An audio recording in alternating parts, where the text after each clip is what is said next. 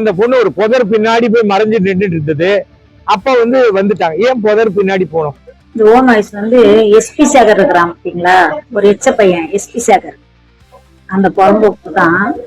ஏன்டா புறம்போக்கு, உன் வீட்டுல அடக்கமா பாத்ரூம் கட்டி நீ அடக்கமா போற, உன் பொண்டாட்டி அடக்கமா போற, உங்க பொண்ணு இருக்கா யாரு இருக்காங்கன்னு தெரியாது, நீங்க எல்லாம் அடக்கமா போறீங்க.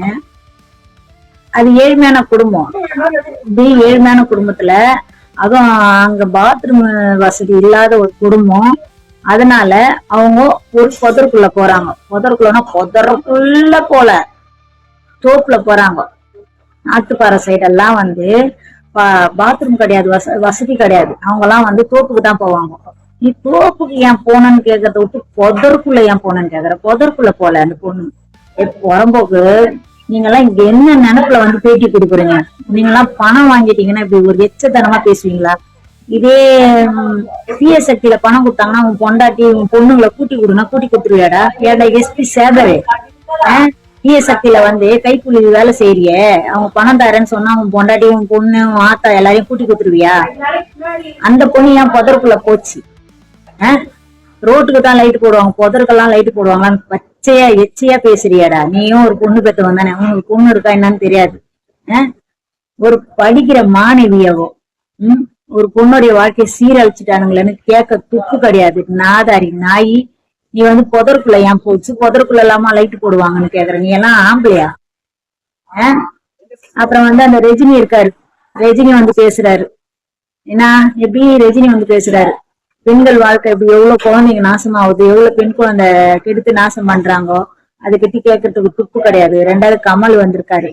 எப்படி கமல் ஒரு பொண்டாட்டி கட்டி வாழ்ந்தாருன்னா புள்ள பெற்று இருந்தாருன்னா தெரியும். கமலே இப்படி என்ன, அதனால அவரும் அப்படிதான் பேசுவாரு. ரெண்டாவது இந்த சத்யராஜ் பொண்ணு நீட்டு மூஞ்சிக்கு பாரு, புடிகள் மூஞ்சி. அது மூஞ்சி பாரு அப்படி நீட்டா இருக்கு, புடிகள் மூஞ்சி. புறம்போக்கு. நீங்க எல்லாம் சோசியல் மீடியால போடுறீங்களடி, முடிங்கள. இப்ப ஒரு ஒரு திருவிழாவுக்கு போறவன் விஜய் ரசிகர் லேடிஸுங்க எல்லாரையும் விபச்சாரின்னு போட்டானே, எங்கடி போனேன்? இந்த சவுண்ட் சரோஜா எங்க போனா? இந்த ஜூலி லோலா எங்க போனா? அப்பப்போ பழச்சின்னு கிடப்பால அந்த நாதாரி நாய்ங்கெல்லாம் எங்க போச்சுமோ? எல்லா ஒட்டுமொத்த தமிழ்நாட்டுல இருக்க பெண்களையும் எல்லாரும் விஜய் ரசிகர் எல்லாரையும் தானே கேக்குறாங்க. நீங்களாம் பெண்கள் தானே? இந்த சத்யராஜ் பொண்ணு வேற அப்படியே கிழின்னு கிழிக்குது, அது புடிகள் மூஞ்சி வச்சுக்கணும். அதுக்கப்புறம் அந்த ஜூலி மூஞ்செல்லாம் அப்படியே அந்த தோல் சஜைன் பண்ணிருக்கா பழகுது, மூஞ்சி வச்சுன்னு போடுவா. நான் என்ன கேக்குறேன்னா, நீங்க கூலி போடன்னு தெரிஞ்சு போச்சு, எச்ச நாய்ங்கன்னு தெரிஞ்சு போச்சு, பணம் கொடுத்தா என்ன ஆனாலும் செய்வீங்கன்னு தெரிஞ்சு போச்சு. கரெக்டா பேசணும். எப்படி ஒட்டுமொட்ட தமிழ்நாட்டு பொண்ணையும் அவன் கேட்ட மாரிதான் அந்த வார்த்தை. விஜய் ரசிகர் இருக்குதுன்னா அவன் கேட்டான் பாத்தீங்களா? அவன் வீட்லயும் விஜய் ரசிகர் இருப்பாங்க.